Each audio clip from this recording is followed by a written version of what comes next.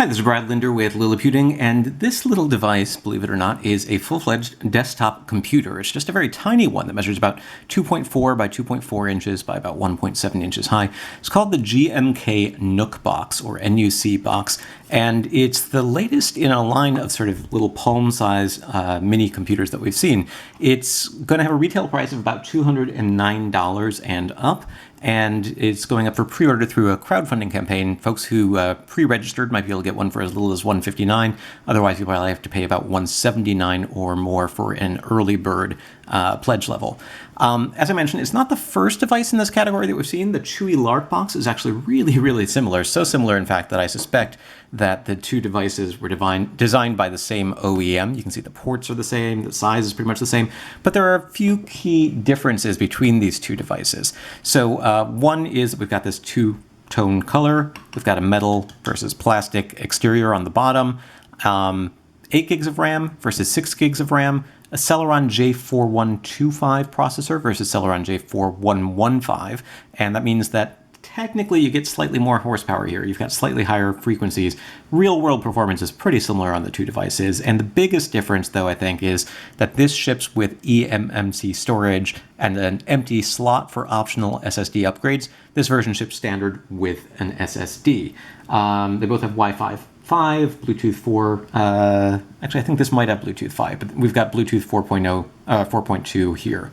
And as I mentioned, it's got an SSD. If you remove the rubber feet here, take out the 4 screws, you can get at the bottom and get at the M.2 2242 SSD. Should be able to upgrade that if you wanted to. And if you kept digging, it's a little harder once you get past that level. You might be able to get at the Wi-Fi card as well, or the wireless card as well. But for the most part, the upgrades come via the ports. So what we've got here is HDMI 2.0, 2 USB 3.0 Type A ports, a USB Type C port just for power. It doesn't work for anything other than power though. And micro SD and a headset jack. So not a lot of ports, but just enough, I think, to really get things done, because you can plug in a monitor, a keyboard, mouse, etc. And it, again, supports Bluetooth, so you can use wireless controllers. You can see that there is a fan, and the fan is audible if you're in a quiet space. I'm told that the company is working on sort of fan control to make sure that it doesn't get particularly noisy, and I find it's a slightly lower pitched fan, if that makes a difference, than the Chewy Lark box, which has a sort of higher pitched fan that I find slightly more annoying. But also they're both relatively quiet, so if you have an air conditioner running or you're listening to music or something, you might not notice. So what can you use a little computer like this for? Well, I mean, it's relatively small and inexpensive. It might go in places where you wouldn't normally take a computer. You could take it with you if you wanted to have a PC that you could sort of take from place to place. But it also makes sense for something that you might, say, stick by the TV for watching videos, maybe something that you could use in a place where you want productivity but don't necessarily need super high performance. It could be a point of sale system, digital signage, and so forth. Theoretically, it should be able to support 4K video. I found it to be a little bit iffy on that.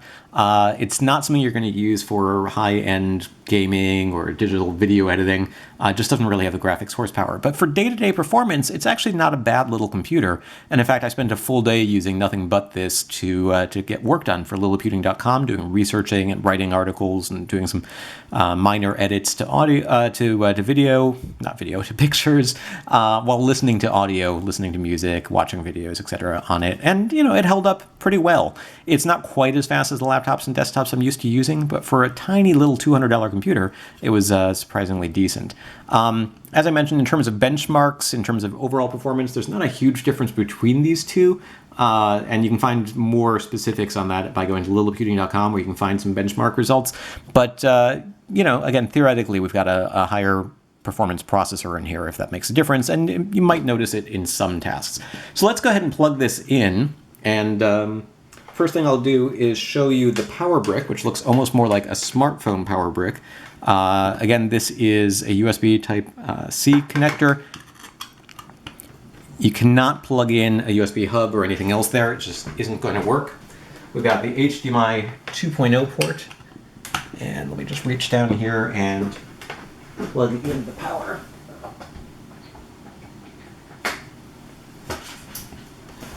Bring over a monitor so we can see what's happening.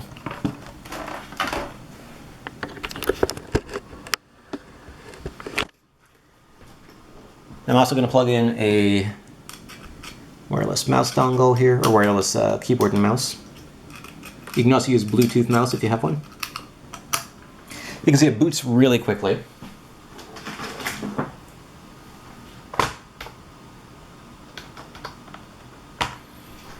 And just for kicks, I'm gonna plug in the game controller as well.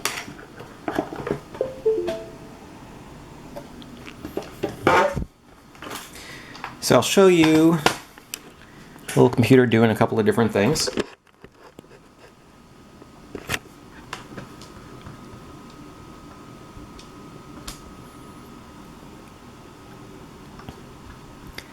Now, as I mentioned, could be a decent little video player.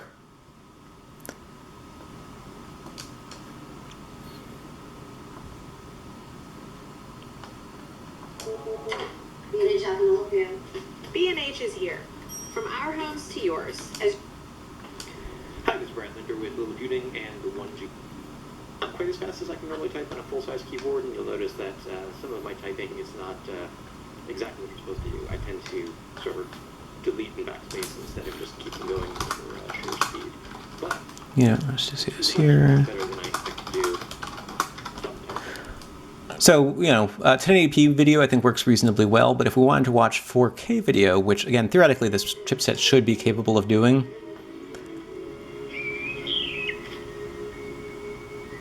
let's switch to 4K here. We're at 1080p right now.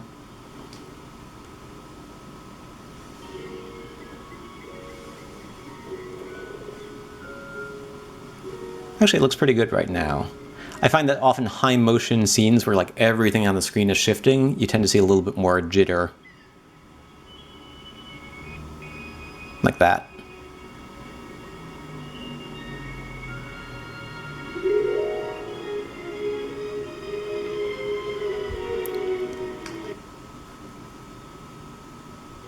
Then scenes like this where the background's a little more static.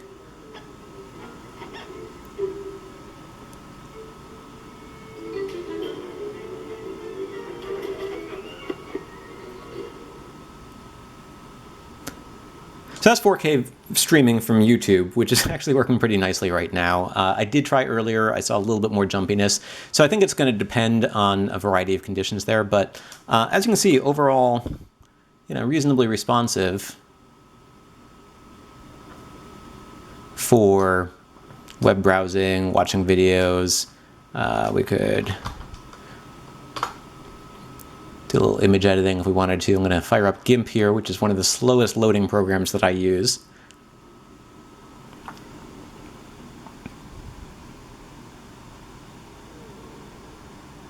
And it's not too bad in terms of load times. So, maybe just a little bit more sluggish than a more powerful computer, but for a device with a quad-core 10-watt chip, I think it works reasonably well. As I mentioned, it's not really ideal for gaming. So I'm going to try... Let's see, what do I want to try here? Let's first make sure that RivetTuner is running, info is running.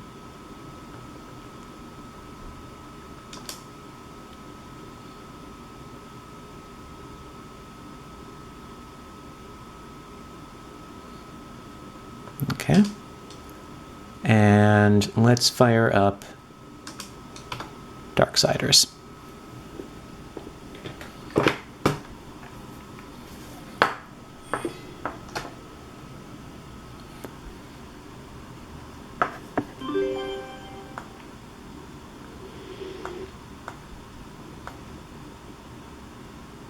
So this is a game that's 3D graphics. It's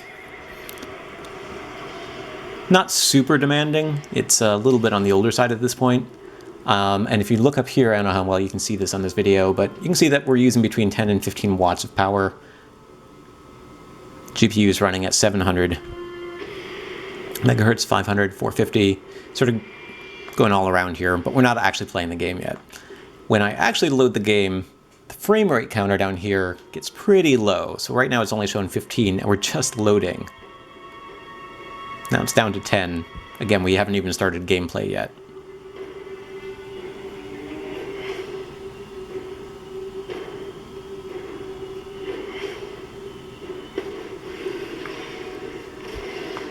So we're going around 8, 9, 10 frames per second here. I'd call this barely playable. Can't really see what I'm doing at these frame rates.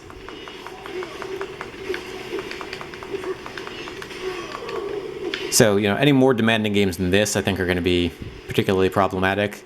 It's not necessarily what I would recommend you do with this sort of device.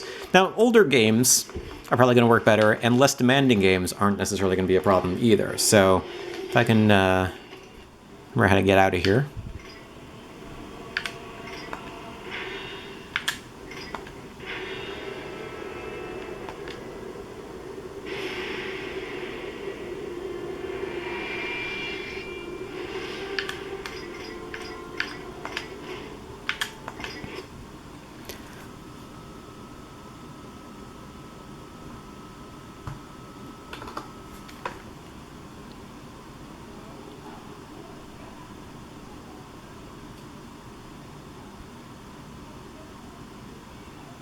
Probably should have found some games that are faster to load here.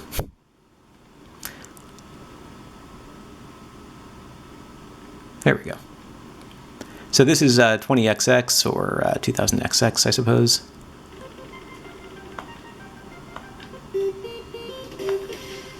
And this one we're going to get closer to 25, 30 frames per second. It's not perfect, but it works reasonably well. Well, once it's fully loaded. Sort of froze there for a second.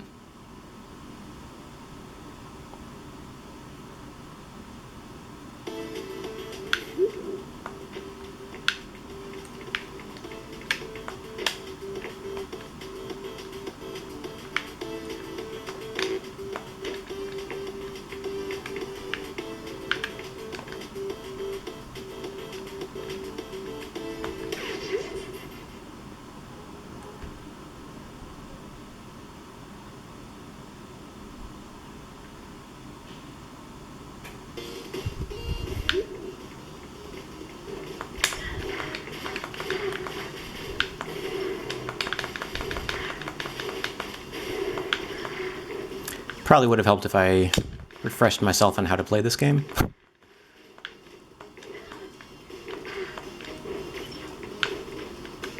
But you can see that, you know, it's basically playing fast enough. It doesn't really matter if I'm any good at it or not.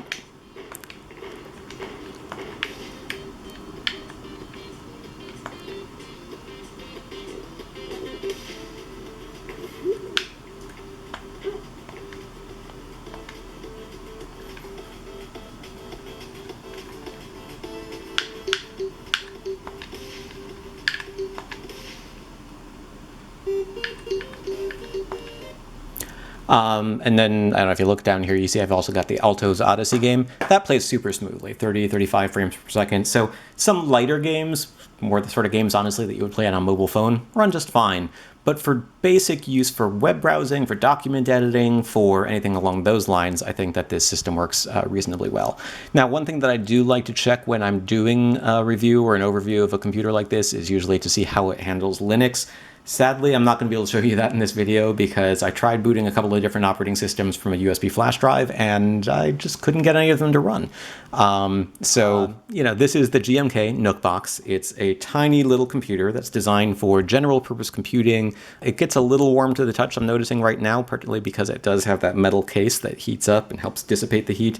It's similar in a lot of ways to the Chewy LarkBox. On paper, it should be a little bit more powerful. It does have more RAM, it does have faster storage, but in terms of day-to-day performance, there's not a huge difference between the two of them, which is unsurprising given just how similar the two devices are. And we've seen a couple of other little computers with similar designs as well. So I think we're going to continue seeing this form factor probably through 2020, and I'm not mad at that. I mean, given the relatively low price, low power consumption, versatility of use, I think it's a neat little category that I'm happy to see exist. It's not for everybody, but it is an interesting addition to the mini PC space, I would say. You can find more details at liliputing.com. This is Brad Linder with Liliputing.